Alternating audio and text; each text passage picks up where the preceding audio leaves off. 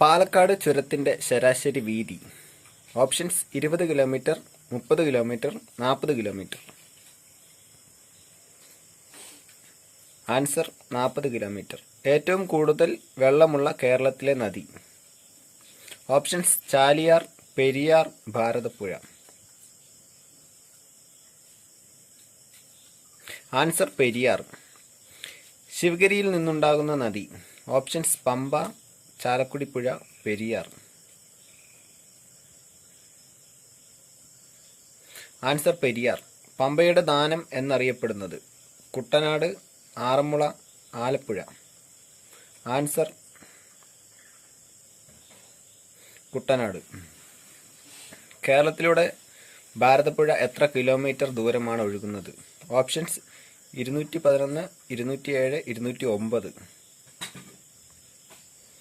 Answer: 209 kilometre. കേരളത്തിലെ ഏതു നദിയുമായി ബന്ധപ്പെട്ട പദ്ധതിയാണ് mini Pamba? Options: Chaliyar, Bharathappuzha, Periyar. Answer: Bharathapuzha.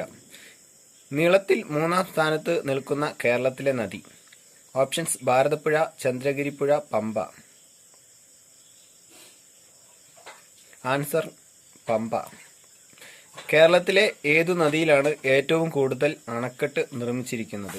Options: Chalakudy പുഴ, ഭാരതപ്പുഴ, പെരിയാർ. ആൻസർ: പെരിയാർ. കേരളത്തിലെ നദികളുടെ എണ്ണം. ഓപ്ഷൻസ്: 45, 43, 44. ആൻസർ: 44. കേരളത്തിൽ 100 കിലോമീറ്റർ കൂടുതൽ നീളമുള്ള എത്ര നദികളുണ്ട്? ഓപ്ഷൻസ്: 13, 10, 11. ആൻസർ: 11.